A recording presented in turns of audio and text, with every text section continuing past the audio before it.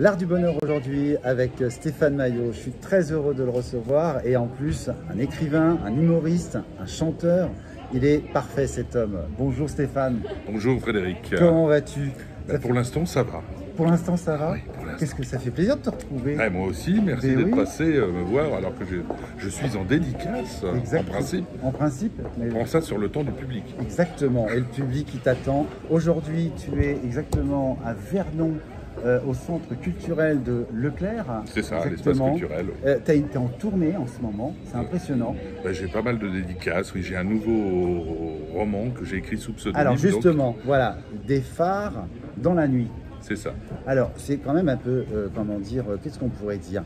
Ce livre, c'est un peu de la psychologie. C'est un roman à suspense, c'est-à-dire que c'est une histoire noire, mais c'est pas un thriller ou un polar traditionnel au sens où l'enquête n'est pas menée par un enquêteur du début jusqu'à la fin, mais il y a une intrigue et c'est l'histoire d'une jeune fille qui se retrouve, bien malgré elle, personne de confiance de sa meilleure amie et qui va devoir gérer une situation. Sa meilleure amie vient d'avoir un accident, elle tombe dans le coma et on va apprendre très vite qu'elle est enceinte.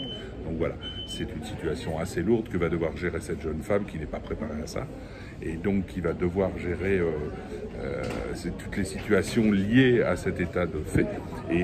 Et en filigrane, derrière, il y a une intrigue qu'on va suivre et qui va nous amener à une fin très surprenante. Alors pourquoi ce pavé? Parce que c'est vraiment complet. Pourquoi ce pavé en librairie justement aux éditions 2015 à 2015? Pourquoi ce pavé? Pourquoi cette histoire justement? C'est du vécu? Non, pas du tout. C'est une fiction totale, mais dans l'absolu, c'est la probabilité que les faits de l'histoire puissent exister tient la route, quoi. Ça pourrait exister. Ça serait vraiment une probabilité incroyable, mais ça pourrait exister. En fait, c'est le confinement qui est passé par là. J'avais eu beaucoup de temps en tant qu'artiste. Je me suis retrouvé comme tout le monde à l'arrêt pendant 1 an et demi de toute activité. Donc j'ai écrit et j'avais cette idée de roman. Ma zone de confort, c'est plutôt les livres humoristiques, tu le sais. Bien sûr. Et du coup, j'ai eu du temps et suite à un défi idiot avec un copain éditeur qui m'a dit à ce moment-là, profites-en, réalise ton rêve, fais un roman.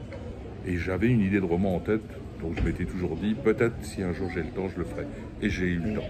Et tu as eu le temps et tu l'as fait. Alors justement, il n'y a pas que ce livre, il y aura une suite.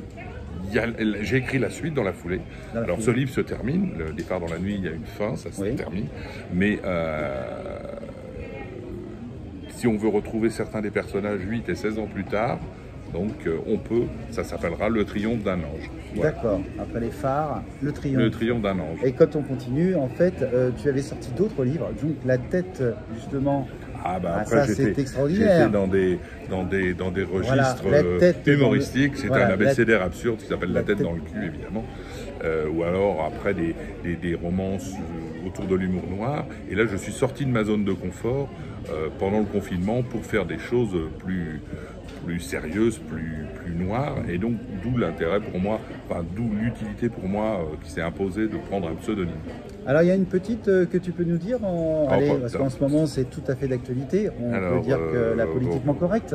Peut-être pas celle-là, quand même. Peut-être pas celle-là, c'est toi qui vois, il y en a qui par exemple, quand on réfléchit bien, la cérémonie des Césars pour les actrices, c'est un petit peu comme le salon de l'agriculture pour les vaches, sauf qu'elles ne sont pas faites de partout. Voilà. Évidemment, je parle des vaches. Ce n'est qu'un petit exemple. En tout cas, Stéphane, on te retrouve bientôt sur un autre salon aussi.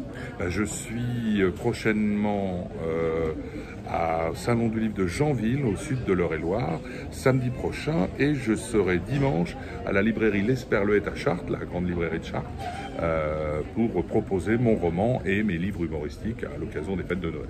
Évreux aussi? Évreux, c'est demain. C'est demain. C'est demain au Salon du Livre, en bien belle compagnie d'ailleurs, chez Gilbert Joseph. Gilbert Joseph, que tout le monde connaît dans l'Eure à Évreux. Évidemment. Merci beaucoup. C'est moi qui te remercie. C'était vraiment court et intense. En tout cas, reste dans ton humour. Au niveau de la scène, juste une dernière question. La scène, est-ce que tu l'as un peu abandonnée ou est-ce que tu y reviendras? Est-ce que c'est la conjoncture qui fait ça ou est-ce que c'est la conjoncture fait ça. Écrire. C'est la conjoncture. C'est la conjoncture, oui. La première date de mon nouveau spectacle qui devait se jouer juste avant le confinement a été repoussé.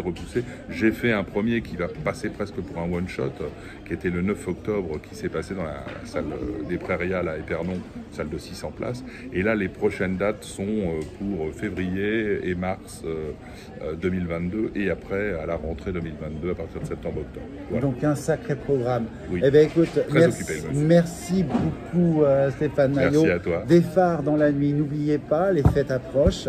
Et c'était Stéphane Maillot pour l'Art du Bonheur. À bientôt. Ciao, ciao, ciao. Ciao, ciao.